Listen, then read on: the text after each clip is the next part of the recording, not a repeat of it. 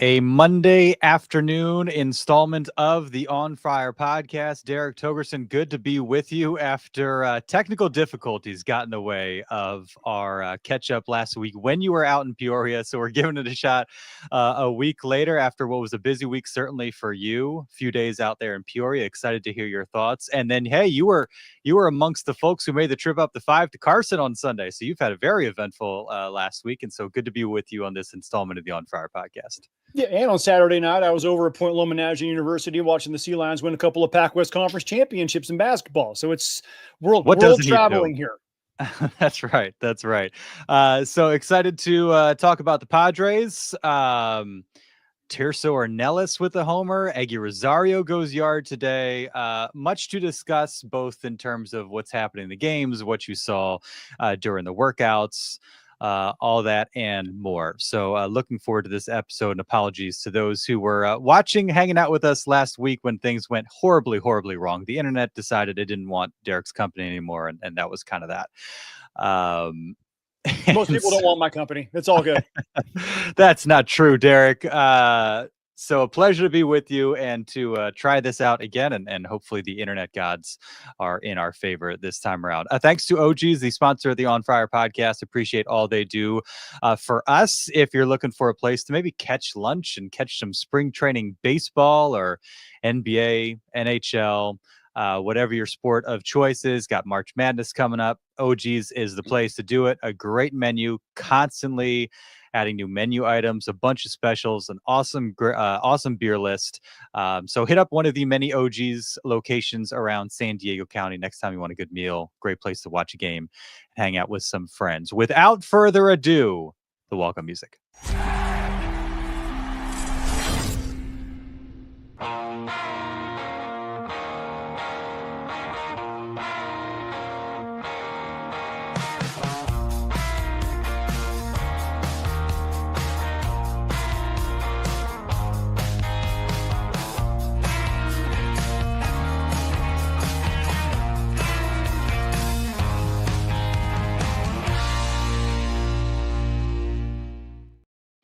It is the On Fire podcast. He is Derek Togerson. I am Darnay Tripp. Some early impressions on Padres spring training. We're 1 week removed from the first full squad workout now with 4 games in the books. Some guys we're yet to see. Fernando Tatis Jr. under the weather.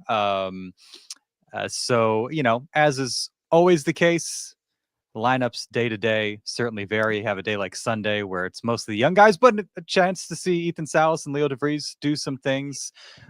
Today you got Tirso and Eggy going yard. So it is always a grab bag. And so we'll try and sort through it all and make some sense of things. Derek, been a few days since you got back from Peoria. What was kind of the overarching theme or impression they left with you during your few days out there in Peoria?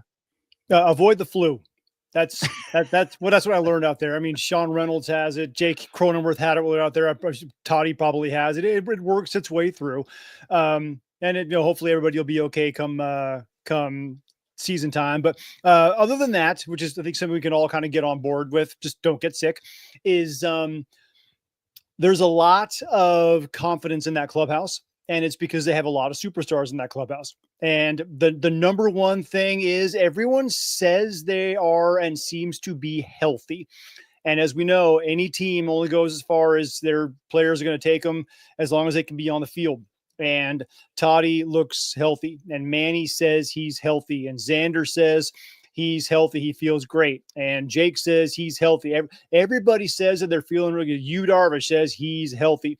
So it's nice if everybody can stay that way. Because remember, at this point last year, it was, well, we don't know what's going to go on with Toddy. We don't know. I mean, Manny's coming off an elbow surgery. He can't swing the bat the same way. I mean, Xander Bogaerts learning a whole new position. In fact, Xander even told me that going to second base put some strain on his body, trying to turn the double play at second base a completely different way.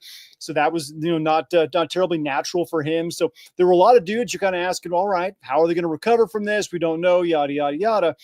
Everyone says they feel good right now. In fact, Machado's stance has changed. He's got his hands. Last year, he kind of had his hands here because he, couldn't. The elbow was kind of messed up. He couldn't throw the hands this way.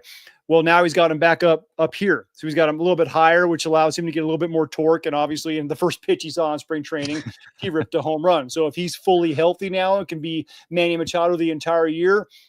That's a great thing for the Padres. So that was the really the biggest thing I took away was everybody seems like they know they can compete with anybody, including the Dodgers, as long as they stay healthy, and everybody seems to be healthy. So that was the real positive kind of overarching thing was their health has not hurt them as of yet. But as we all know, it's a long season. It's a long spring training. Spring training is 2 weeks longer than it needs to be. So we'll see if that's the same way come March 27th. Yeah, I'm almost like for somebody like Tatis, especially with his injury history, like if a flu forces him to miss a week's worth of games, is it really the end of the world? Like how much spring training does the guy actually need? It avoids, pulling a hammy or tweaking an ankle or doing something to a wrist or something like that, which could obviously have ramifications as the season goes on. Manny, great point. And he's been kind of the vision of not, I shouldn't say health because he plays through stuff, a guy that obviously we say posts all the time. He's always out there, whether he's hurt or not. And I think really if I'm not mistaken, he had the ankle a couple of years ago, but like the first really serious injury, if I'm not mistaken, during his time with the Padres, and to see him kind of get on the other side of that, really encouraging. Bogart's a couple weird things that have popped up, like the shoulder, this and that. And then obviously Tatis's history is longer than any of us would like it to be. And so in particular for those two guys, you just hope that there's nothing kind of for Tatis, like getting in the way of his upward trajectory again as he gets back from the suspension and all that, the strides that he made in spite of playing with the busted leg. Did he have much to say just about the status of his leg? I don't know if I saw or heard a whole lot from that. No, he did. He says he did. Basically what he left it as is, I feel healthy. I feel good. And the most he talked about it actually was a couple weeks before at Fan Fest, where he said that he feels as good as he has ever. In fact, as good as he felt going between the 2020 season into 2021. His body feels that good. And that is, of course, when he hit 42 home runs as a shortstop. So, if that's the over 130 games. So if that's the Tatis we get this year, everybody else look the hell out. Yeah, no doubt. I think Fangraphs had him for like 37 or 38 homers this year. I think any of us would sign up for that. Did Bogaerts have much to say just in terms of just like overall production, how he's feeling going in? Because again, we've seen him out there in spite of the injuries, defensively, might not be Ha-seong Kim level, but for the most part does what he needs to do. But it's returning to form as the Red Sox version of Xander Bogaerts that is obviously going to make the biggest impact on this team. Well, he says he feels good. And obviously, and we've talked about this on this podcast, Darnay, is the guy works his tail off. Lack of effort is never going to be a problem with Xander Bogaerts. And what's weird about him is the lack of power that he's had since he got to San Diego. Is when he gets into a ball, I mean, he gets into it. He hit some impressive home runs, and the ball looked like it was jumping off his bat pretty good in batting practice. Better again, comparing batting practice to batting practice from what I've seen from Xander Bogaerts, it looks like he's barreling things pretty well, and the ball's jumping fairly well off of his bat. The thing about Xander is he's the guy who I look at and I can't figure out what's going wrong. Like we've talked about it with Tatis, where his swing gets too long because he starts selling out for power. He has to stay within himself. Manny, his elbow starts to hurt him, and he starts to work underneath the ball and start popping things up. Jake starts to drop his hands a little bit. His swing gets a little long and loopy. He starts popping things up and rolling over pitches. You can see it happening, right? With Xander, I can't look and identify where's the power gone.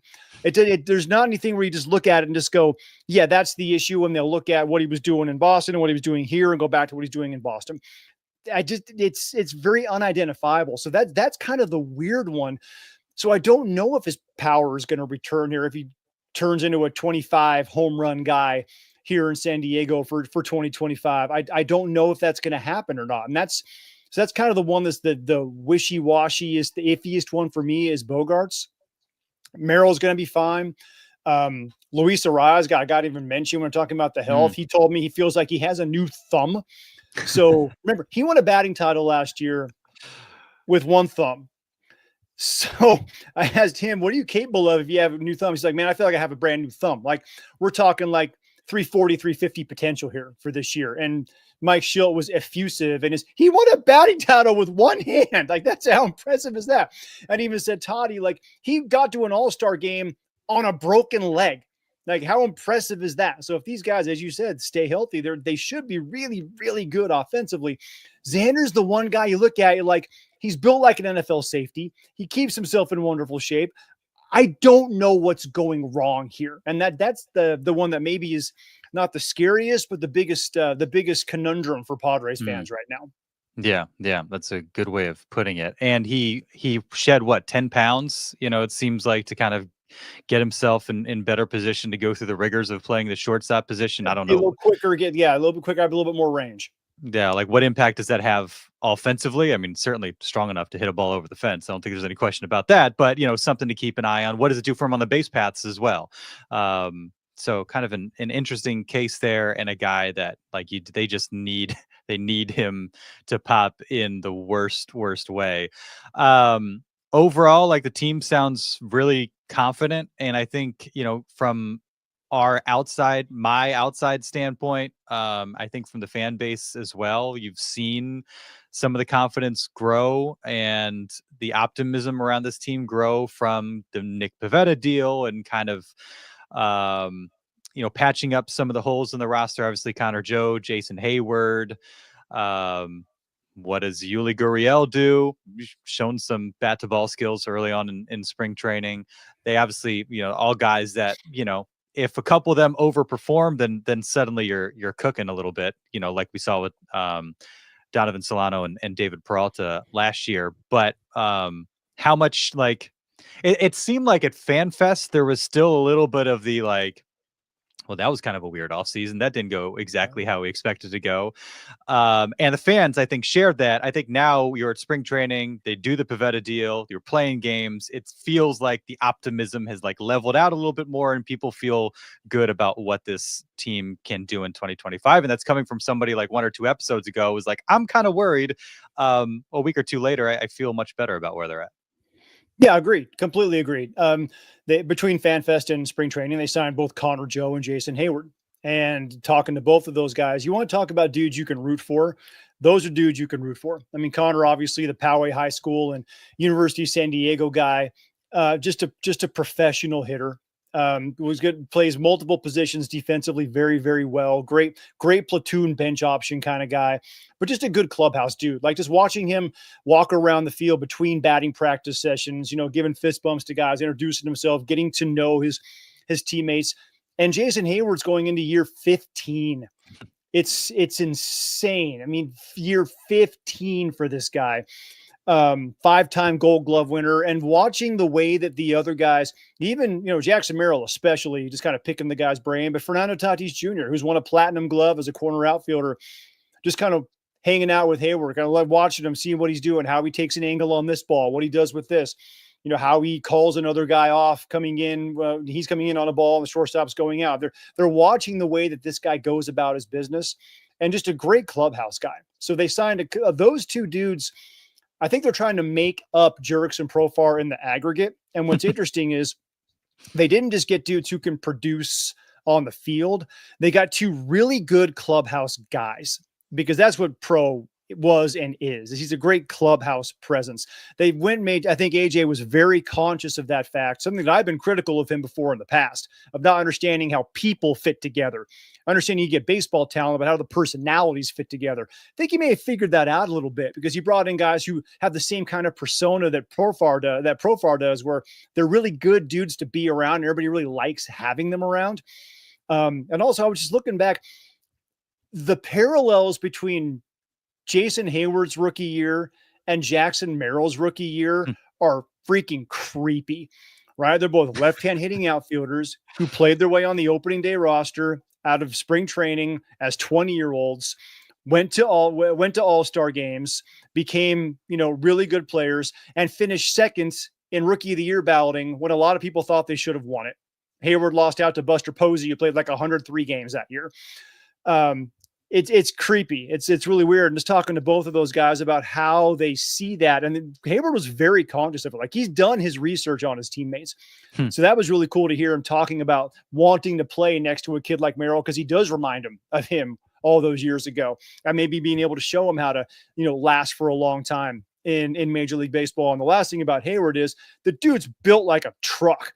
I mean, he is not a small human. He looks like an Olympic power lifter. The dude he is. So that's not the dude that you are ever going to see anybody, hitting and challenging with a pitch. He's just a dude who is going to have a very physical, commanding presence in the batter's box as well. A random Jason Hayward story that I think you'll appreciate. I was working in Macon, Georgia when he arrived, and there was a ton of hype, excitement, as you'd expect, over him landing with the Braves. Got there opening day, and opening day, at least that particular year, ran up on the Masters. The same week, same, few days. I think opening day was probably a Monday, and then first, real practice round Tuesday. So we'd often do that double. So we drove up from Macon to Atlanta to go to Braves opening day and check out Jason Hayward. And so me and my buddy Marvin, we get in the press box. We get there kind of late. We're looking for our seat. We just get settled in, or just walk in. We're like, all right, let's find our seat. And then we realize Jason Hayward's coming to the plate. We're like, actually, you know what? Let's watch. Let's see what happens here. Couple pitches later, goes yard in his first big league at bat. Turner Field goes absolutely bonkers. And then the next day we went to Augusta and saw Tiger Woods and Phil Mickelson and those guys. Just a fun couple days. It's crazy to think that's been 15 years ago now. And Jason Hayward, many playoff games and a couple World Series rings later, he is a San Diego Padre. That outfield spot is really interesting now, because for a while you're like, okay, Terso Ornelas, it's your time. Oscar Gonzalez, a guy that certainly has some promise. Those guys have gotten off to a really good start. Ornelas homering today.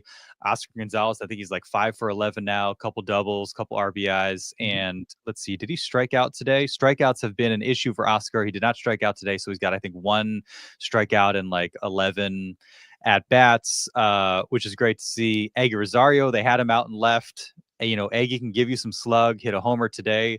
So it's an interesting situation where, I wonder, like, obviously Jason Hayward and Connor Joe come here. You have like an obvious platoon option.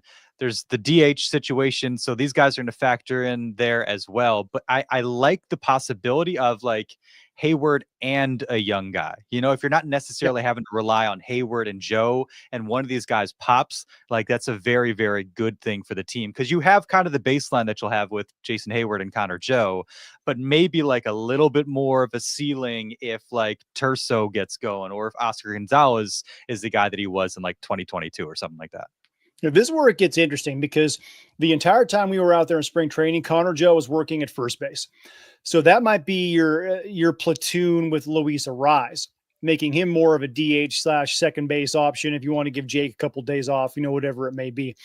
So I think there are bench jobs to be won. Eggy Rosario obviously has the inside track on one, and Tyler Wade's going to get one. There's no question there. Ornelas and Gonzalez are very interesting cases, because as you've seen with Oscar Gonzalez, he's got a track record in the postseason. It's a short track record, but he's got at least a resume in the postseason. And if he can rekindle that, then he's a guy you want on that ball club. Also, he's a right-handed hitter.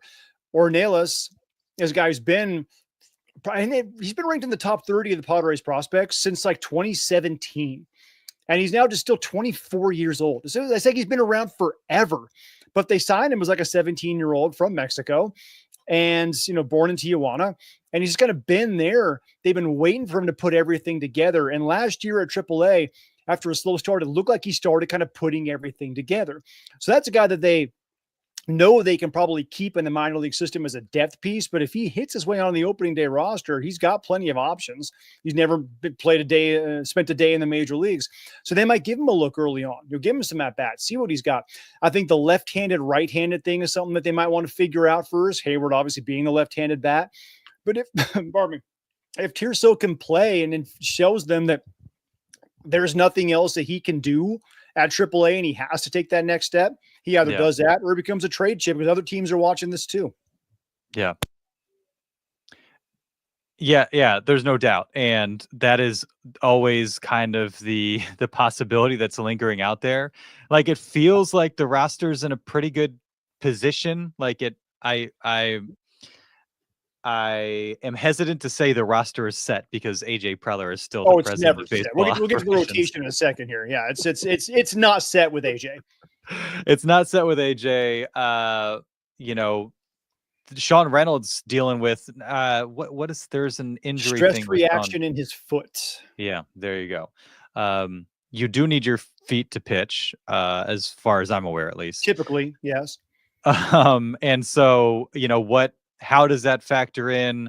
Because if you do think about dealing a Robert Suarez, I guess you have Jason Adam, Jeremiah Estrada. I'd figure those are the top two in terms of like having the right of first refusal, so to speak, in the competition for that job if they decide to move on from a Robert Suarez to fill out the roster elsewhere. Right. So that's an interesting situation there. But yeah, I'm like, if you had to guess, where would AJ tinker at this point? Like, what is top of mind for you? Oh boy, where would he tinker? I think he would tinker at catcher. Even though I did talk to Luis Campusano, and Campy was really impressive to me, is he said he simplified everything this offseason. Went down to the Dominican, played winter ball. Because remember last year he came in with that kind of exaggerated hand placement and then the big leg kick, and I watched him in the batting cage, and he's gotten rid of all that. He moved still a bit of a leg kick, more of a Jose Altuve style leg kick than anything else, but he moved his hands back. He's not moving around nearly as much. Aren't all these levers everywhere? And he kept saying to me that he simplified everything. He had to break the game back down to its basics. And he looks really good doing that. So if he can have some sustained success throughout an entire season and not be tinkering with things as much as he has been the last couple of years. And by the way, tinkering with things is not a bad thing. Like, if he wants to be the best version of himself, and sometimes you have to try other things to realize that you don't want to do that. You want to go back to being the player that you've always been. So experimenting with like that's not a bad thing by any stretch of the imagination. But he also kind of realized, I'm the best when I'm keeping things as easy and simple as possible. So he becomes the guy, the top prospect that we all saw a couple of years ago in Lake Elsinore, and he carries that throughout an entire season at the big league level. That would be fantastic. But catcher would be a place I think he might tinker. I think he would still want to add maybe another starting pitcher. Assuming, again, the top four, assuming it is King, Cease, Darvish, Pivetta, that's a really, really good front four in your starting rotation. Like, I would go to bat with that any day of the week and twice on Sunday. The question is, does he keep Cease? Does he keep King? All indications there, and even talking to those guys out in Peoria, is they expect to be here at least for this year. So, although with the caveat being, with AJ, you never know. But their feeling is the Pivetta signing didn't say, oh, well, this is the replacement for Dylan Cease. This is the enhancement behind Dylan Cease. Yeah. Because they see what LA has, they see what Arizona has, they see what Philly has. Those rotations are legit. Like, you're going to face those teams in the playoffs. The Braves rotation is legit. You're going to have to go through very good starting rotations in the National League to have any dream of competing. So I think AJ is going, you know what? If we have this lineup in our rotation, we can compete with those guys. So I think that's probably going to stay as is. So then it becomes, if you're going to tinker somewhere, well, the bullpen is a place because you've got a lot of depth there. They've got a lot of really good bullpen options. So maybe he deals from a position of strength to find something else somewhere else. That would be my guess. Is he's not going to tinker with the infield. I think he's done tinkering with the outfield. Those are the spots where he might try to find something else, a little more depth somewhere. Yeah. Question from Christopher. Has Camp even played a Cactus League game yet? I haven't heard his name and don't see him after a scan of the box scores. Yeah, why wouldn't Campy be playing at this point? Because none of the starting pitchers are playing at this point. He's back on the backfields with those guys, who are the guys he'll actually be working with. That'd be the answer to that question. And I don't believe he has played a Cactus League game yet. But in today's Ben, that's a good question, Christopher, by the way. The way that spring training mostly works is we're talking Friars there. We could also be dealing with the flu. That is also very much a possibility with anybody in that clubhouse right now. And I'm glad I got out when I did. Most of the time you'll have the starting pitchers, and Joe Musgrove did this last year, and you'll see Yu Darvish do this quite a bit. They'll only show up in maybe 1 or 2 Cactus League games. They do a lot more backfield work because they feel like it is more controlled and more productive environment for tweaking your pitches, working on your pitch shaping, all that kind of stuff. So they usually, your guys are going to be in your rotation usually don't make a lot of Cactus League starts. They do want to see other lineups, once or twice just to get used to throwing to other guys again. But most of the time they're not going to show up there. So wherever your starting pitchers are, your starting catchers will very likely follow. Yeah. Yeah. That makes sense, especially, another year where it's looking, you bring Kyle Higashioka last year, you figure out there's a good chance we see a good amount of Kyle Higashioka. There's not really like Elias Diaz, like you're going to get 95 games out of Elias Diaz. I don't know if that's necessarily in the cards. Campusano, like, man, if ever there was an opportunity, because there's always been an Austin Nola around or a Kyle Higashioka around. This a year, veteran guy, right? Yeah, this year, more than ever, it seems like the pathway is there for Campy to take hold of the job and prove that he is that guy. And from what you've said and seen some of the headlines and the quotes elsewhere, it seems like he's got, a good mind about him going in after a year where he lost the job, where you didn't see him in the postseason, and his productivity dropped off. You mentioned the weird stuff with his batting stance. Like, okay, I want whoever said simplify things. Like, I want to give that person a hug, because whatever he was doing with his batting stance was like the antithesis of that. And like you said, it's one thing to tinker. Like you said, with Manny, hands a little bit higher or lower, that sort of thing. His stance was so wildly unconventional that unless you go out and hit 320 bombs with an 850 OPS, people are going to be like, all right, what is this guy doing? This is strange. And when the production is what it is, it's very easy to kind of criticize whatever the thinking is that led to that decision. And to see him, like you said, simplify things, have a good mindset going in is encouraging, because again, the pathway is there. And it's like, if you don't seize it in a year like this, I think everybody's been wondering the last couple of years, like, is this it for Campy? Is this it for Campy? It might really be it for Campy if this isn't the year. Yeah, no, I'd agree. It's this will be the where the rubber meets the road, proverbially, if you will, for Luis Campusano, especially because Ethan Salas is right behind him now. So that, for no other reason than this kid is coming, and he's coming very quickly. From a physical standpoint, he probably isn't quite there yet, because he's 18 years old and playing catcher is an incredibly demanding position. He's just got to fill out naturally, get a little thicker, as teenagers are wont to do. From a skill standpoint, the kid's ready. Maybe not with the bat quite yet, but behind the plate, he could handle a major league staff right now. He can control a running game right now. He can call a game right now. Guys are comfortable throwing to him already. Like, he's ready defensively. So Ethan Salas is not very far away. Now, will he make his debut this year? I don't think so. I really don't think so, because again, playing catcher is hard at the major league level, man. It is demanding on your body. So I think they'll probably keep him down, barring some sort of just rash of injuries or major lack of production, and he's hitting 8-10 down in AAA or wherever he ends up going. Then he kind of forces their hand, or situations, force their hand. But I think 2026 will be the year that Ethan Salas probably makes his way to Petco Park. And this is going to be a big year for Cam, because if he's not playing for a spot long-term with the Padres, he's playing for somebody else to come out and get him and give him their starting catching spot. Yeah. Yeah, no question. You see Salas tag that one yesterday, the double that looked like it had a chance to go dead center against the Dodgers. His hands loud look good, contact. Man. Yeah. His hands look really good. I talked to him a little bit about the changes he made mid-season when he came back out to San Diego, and then kind of simplifying things. And the gist of it is, the first half of the year last year where his bat just wasn't there. He was trying to get too much lift, generate too much, that launch angle, trying to hit the ball for more power, right?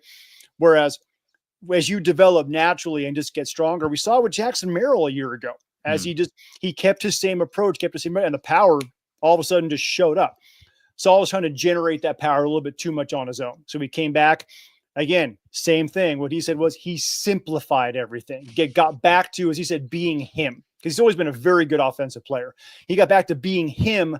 And in the last month of the year, he had, 8-something OPS. So he figured himself out. And he had a really good run in the Arizona Fall League. He was swinging the bat extremely well. So as he fills out naturally, the power starts to come. And I think what he's doing now is just, let me just make hard contact. Because that ball that he hit yesterday, they hit 2/3 of the way up the wall in dead center field against in Glendale.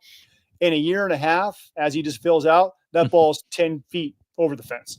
It just comes naturally. So he just needs to keep being him. Yeah, keep being him, keep doing what he's doing. I think that's what he figured out. He's gonna have a much better year at the plate this year. Yeah. You think he probably starts in San Antonio?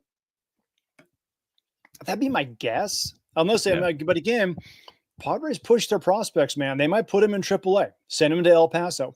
Because if you want to really boost a hitter's confidence, you send him to the Pacific Coast League.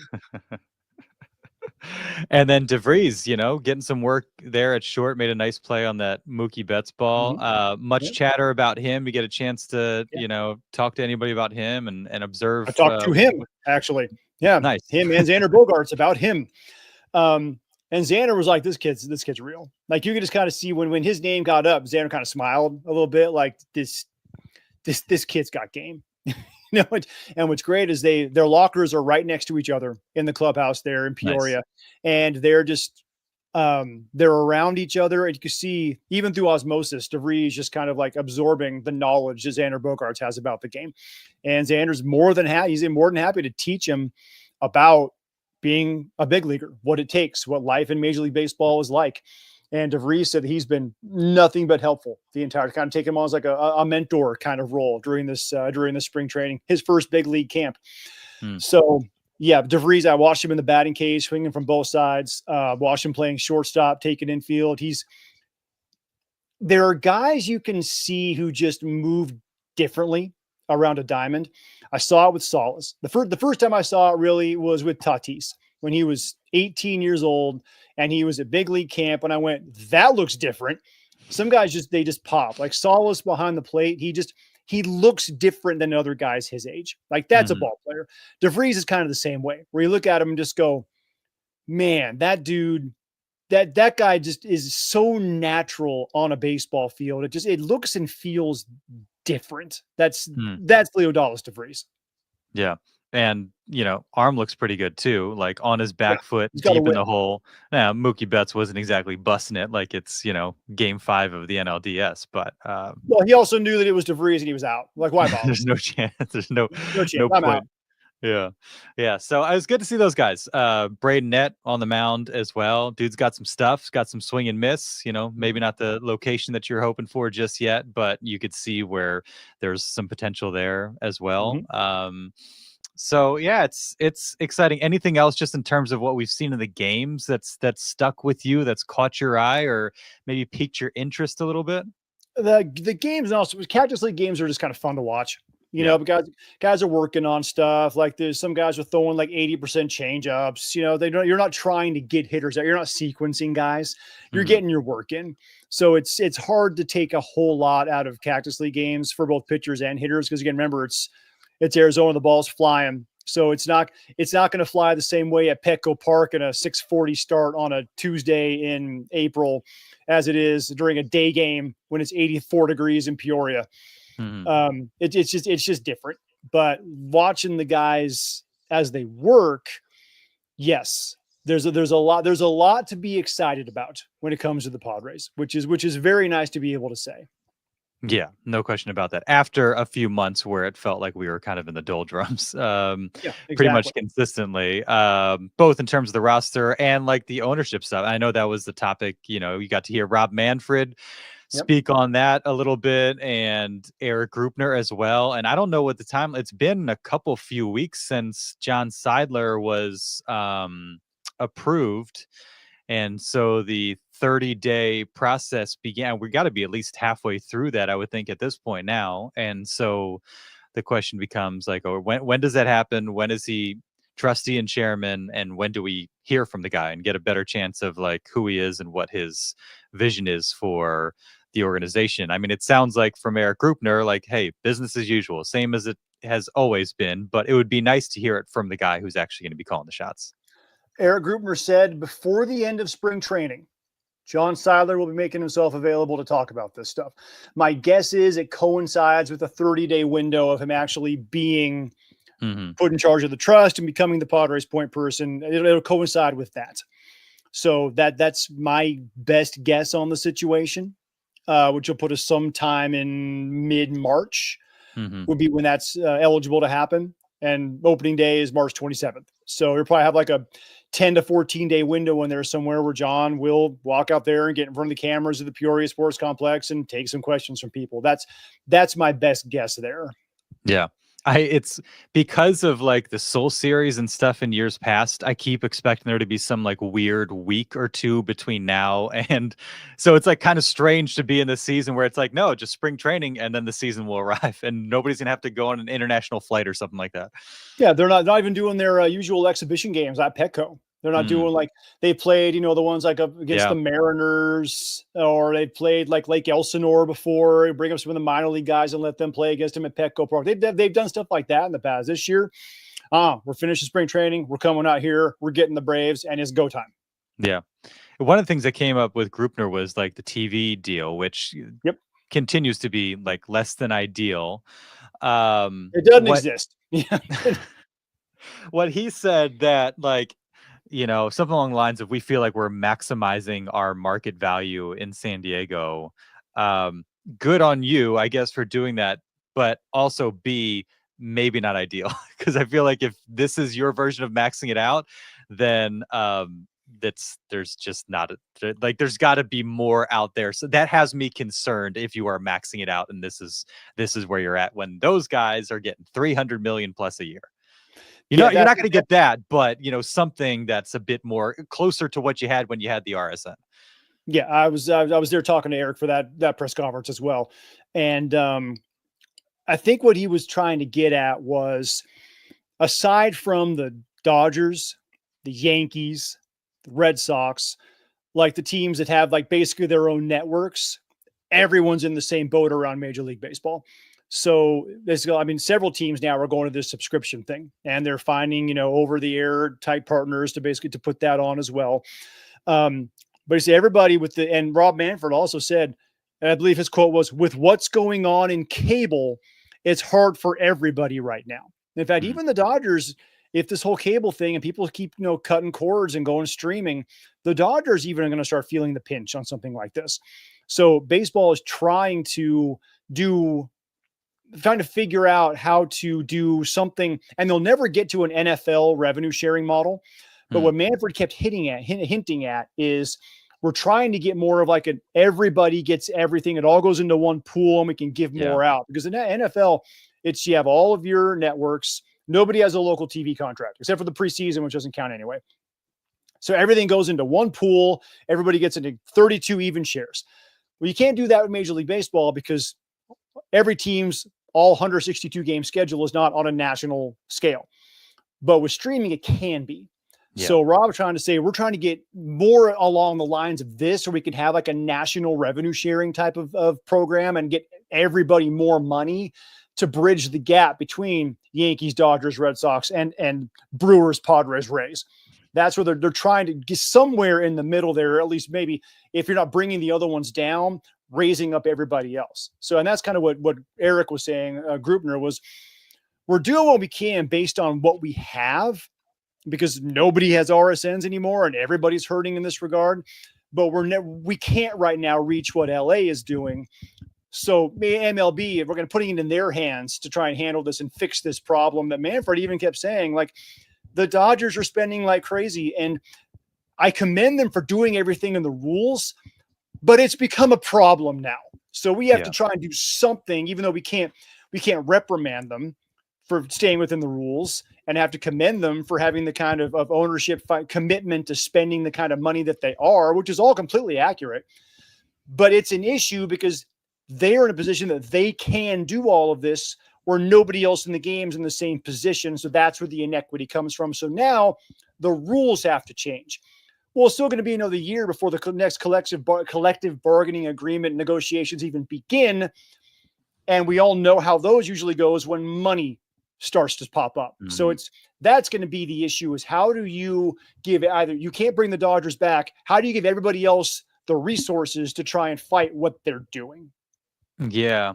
And especially when the Dodgers are on a 25-year, and these broadcast deals. What was the Padres deal was it like, I'm trying to figure out what the duration was of the Fox Sports. Was it a dozen years? 15 or 20, something like 15, that. 20. Yes, the Dodgers, their contract is through 2039. So how does that impact their ability to now, maybe can you do something like that but not include the Dodgers? Because like, why would they want to be part of that when they're going to essentially lose money and leave even a playing field that is now working drastically in their favor? That would be nice of them, but there's no real motivation there. And when they have a contract in place, like, how does that, what kind of obstacle is that for the league to work around and trying to create something that is inclusive of all 32 teams? Well, as we've seen in professional sports, contracts are broken all the time. So you can always get out of something. I think what's going to happen is you're going to have to start taking that money that they're paying in all these taxes and doing something else with it, either giving it directly to the other 29 teams, or, taking it, and however much you're going over, that's how much we're dropping your CBT level next year. So if you're paying, they're going to be $130 million tax bill this year. Well, next year, the CBT, we'll say this year, this 241. So you have to subtract $130 million off of what they're doing. So then they would only have 110, 111. And then everything, they're paying penalties on top of that again. Like, you're going to have to make it the penalties so punitive that not even the Dodgers are willing to pay a $250 million tax bill on top of a $400 million payroll structure. It's going to have to be something along those lines, because, as you know, baseball will never have a salary cap. You're going to have to start making the penalties for these teams so nasty that they even go like, okay, now we're losing money, even though we are selling $45 billion worth of Shohei Ohtani gear in the Pacific Rim. Mm-hmm. Now we're actually losing money on what we're doing here. So we do have to, rethink how we're operating. It's going to have to be something just dramatic like that. Yeah. And it would be cool, just now thinking of MLS, because they're on the mind, because, Apple TV, and we're figuring out how to watch games and how to record them at the station, this and that. Like, it's nice having access to just every game that's played. If you're curious about a Real Salt Lake, DC United match, turn it on, boom, you're right there. And it'd be nice to, baseball is now dealing with this. As they're kind of evolving through time, you're still dealing with kind of the old model with the blackouts, where you can get the MLB package, but you also need the Padres package, because the MLB package, you can't watch Padres games because they're on over the air. And so there's just a lot of obstacles as they are trying to kind of evolve and make their way into this new exciting frontier, on top of the contracts that are in place, and teams that might not want to be so interested in having this kind of collective pool that benefits everybody, because they don't need to benefit everybody. They're in New York, they're in LA, they're in Boston, like they're good. They're in Chicago, they're fine. Yeah. That's the exact argument they're going to have, is it's not our fault we have a loyal fan base. It's not our fault we're in a top 10 market. It's not our fault our stadium's bigger than yours. That's what they're going to say, and there's nothing you can do to argue against it. And I don't think right now the Dodgers give a damn about competitive balance. I don't think they care about parity. I think they want to win everything. That, Derek? It's the fact that Magic Johnson is their fourth richest member of the ownership group, and he's a billionaire. That's That's a problem when you're trying to find out, if there's a cash call ever. Magic's like, oh yeah, how much you need? It's, let me grab some of this theater money and throw it at you. Did you hear the Dodgers fan screaming? You could hear her over the telecast on Sunday, yelling at ha-seong Kim. Hey Kim, you're on a good team now. You can actually win something. You got to step it up. Suggesting that's typical Dodger fans. They don't know what the hell they're talking about. Now, Dodger to be fans fair, are like the Alabama fans of Major League Baseball. They have this entitlement that makes them think they don't have to actually learn anything about the game they're talking about. Now, to be fair, ha-seong Kim is on a better baseball team, but then the Kaiwoom Heroes. Yeah, it's not the San Diego Padres. There's multiple Kims running around now. Yeah. Anything else before we close up shop? Oh man, Stephen Kolek tomorrow. How about that? Talk to Stephen Kolek. Yeah, that's a good call. He's working his way back into the starting rotation. After doing that whole Rule 5 thing last year, going in the bullpen, getting hurt, he was a starter for most of his career. And he says he's what's interesting, he's as a relief pitcher, you don't go back to all your stuff. He's got 5 pitches. I didn't even know he had 5 pitches. Mm-hmm. So you go back, he's like, I'm looking forward to taking a reliever's mentality and I have to attack guys and not worry about it, but also strategizing and setting up hitters and remembering I threw him this last time, I could throw him this in the next go round. So he was actually really excited about going after that challenge again. And I think the other thing is, Matty Waldron and the knuckleball. He's going to throw the knuckleball. He threw it 38% last year, which is his highest usage rate, and the pitch he threw the most. I mean, he's also got a sweeper, fastball. He's got other stuff that he throws. He's going to up the knuckleball usage even more this year. And he said he believes it's a weapon, and he's right. It is a weapon. And I talked to him about committing to throwing the knuckleball and kind of the stigma that is around it. And he's like, mentally it's hard. It's hard to accept that because there is that thought, that stigma that I'm only here because I wasn't good enough to do anything else. I had to resort to this gimmick pitch to keep my major league hopes alive, which is not the case at all. The knuckleball is a weapon. The knuckleball is a pitch. A knuckleball is the most difficult pitch to learn how to throw. So if you can perfect it, it's not a gimmick. It's you have a gift to do something nobody else can do. Mm-hmm. So he's really kind of embraced that. And if he gets that 5th starter job, man, baseball's cooler with a knuckleballer in it. So I'm really looking forward to, if he wins that 5th starter job, seeing Matty Dub come in and throw the knuck, chuck the knuck as often as possible. Yeah, I was excited to hear that as well because it's fun. It's a weapon. It's unique. And I mean, he doesn't know where it's going, much less whoever's in the box. And so, it's a great weapon. Or the guy. Talked to Campy and Ethan, and they were both like, hey, before the bullpen session, he told me, I'm going to try and make you miss as many of these as possible. Yeah, I'm sure they'd love to hear that. Yeah, and Ethan was smiling. It's like, I only missed one. I only missed one. I was good. That was like a badge of honor. But what he says is he's not trying. Matty says, I'm not trying to hit spots. I'm basically just throwing it over the plate because I don't even know where it's going.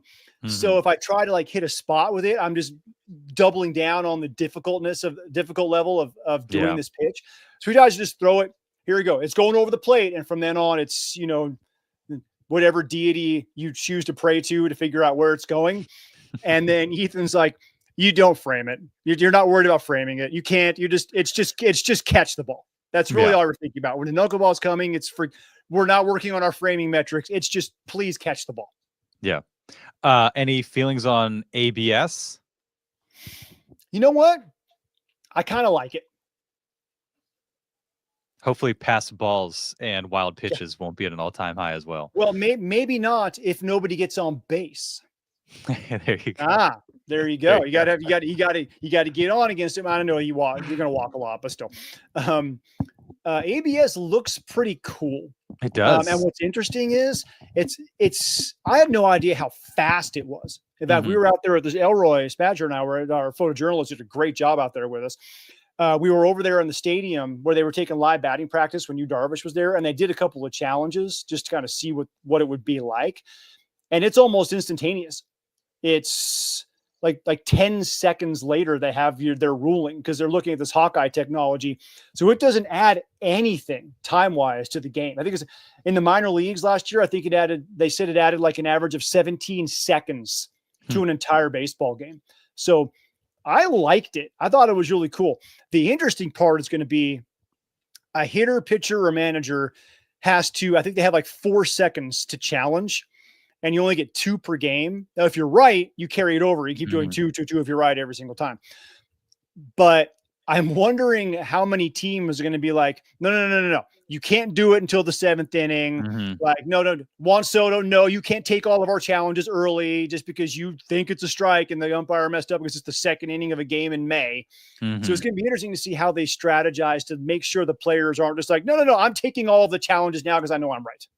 Yeah, no, 100%. It's going to be like a coach or a player burning a timeout in an inopportune time in a football game. You know, somebody in the heat of the moment, they're going to be frustrated with the call. They're going to tap their head. Everybody in the dugout's going to be like, it's the 3rd inning. Right. There was a runner on first with 2 outs, and it was an 0-2 count. Like, come on, we don't need to do this. And you have a 7-1 lead. And yeah, this is useless. And then the other team comes back and you're in a tight spot and you could use the challenge and it's not there.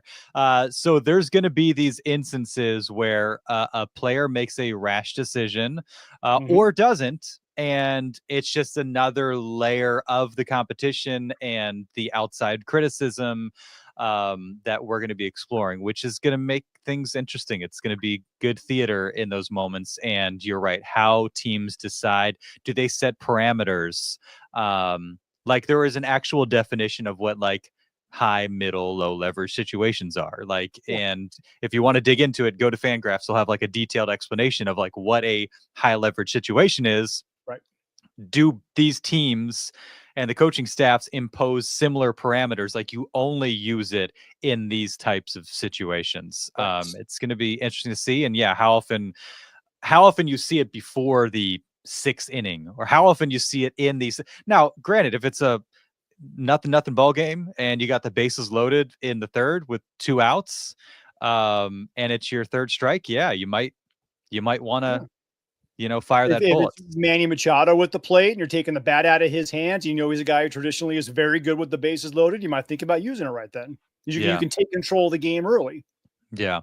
Christopher was hoping they would do the clapping and cheers for ABS like they do in tennis. And I'm sure you're going to see, the response in the stadium is going to be really, really interesting, especially if it's an opposing player, a popular opposing player. For instance, Manny Machado in Dodger Stadium taps his head and he's wrong. Or Shohei Ohtani here taps his head and he's wrong. It's going to be Ohtani, you're right. Yeah. What's interesting is it's actually really cool because they get on the pub. I'm not sure if anybody who hasn't seen it or heard it on a broadcast yet, but they get on the PA system and it's like, okay, Tatis thinks it's a ball, was called a strike. He turns, umpire goes, points up, taps his head, points up to the replay booth. And immediately the PA says, the Padres are challenging the call of the ball. The call is confirmed. It is a ball. Like it's that quick. They have it literally right there in front of me. Talking about like 3 or 4 seconds in between the announcements and when they tell you it's a ball or strike. It's kind of jarring the first time you hear it because we're used to like the NFL, like just previous players under review. Oh and my gosh! Walks over, to the replay machine and takes a look, and the announcers start talking about what they think, and there's this big long delay. This is bam, like it is instantaneous. So it'll be, if you ever get a chance to hear it or see it, it's coming to Major League Baseball in some capacity at some point. The other part of that, Darnay, that I'm curious about is umpires are fairly thin-skinned by nature. You don't say. Well, yeah, or so I've heard. But even though Angel Hernandez is gone, but still, I wonder how many of them Doug Eddings are going to be like, okay, early in a game or maybe early in a season, they get shown to be wrong a lot. And they know a team's out of challenges when they start sticking it up the rear end of that team just to show them up because they felt like they were shown up. I think the umpires at some point are going to have to be called into question or put in check or have a sit down talking to, something like that. Because some of those dudes are more interested in having the power that they have than being right. That's going to be a problem at some point. And it's like another level of the analytics. Like, how often does this umpire get their call overturned? You know, Yeah. as opposed to a guy who, like, he's been challenged a few times and they're always wrong. So how much you factor in an umpire's track record in, and they already have the score sheets and that sort of thing. Right. These guys get graded, and so that isn't necessarily something new. But it's gonna be. I'm for it. I'm excited about it. I like Yeah, it. it's Major League Baseball, though, I will give them all kinds of credit the last few years. A lot of the rule changes that they have Hmm. implemented have worked beautifully. I mean, Yeah, the pitch clock has been amazing. The I know a lot of the bigger bases have been amazing. I know a lot universal of people don't DH. like it, but starting extra innings with a runner at second base, like it works. Hmm. It's not aesthetically pleasing. It feels weird still, but the vast majority of the time it does work. So they've done a really nice job with the rule change. I think this one will probably go along the same route because the beauty of baseball is they have a whole minor league system to test these things out. So Hmm. they've worked all the kinks and all the bugs out before it even gets to the major league. So it comes in fairly seamlessly. Unlike the NFL can't make college football try new things. So they took 18 years to define what a catch was because they kept trying to change it in the middle of a season, and we're still not quite sure.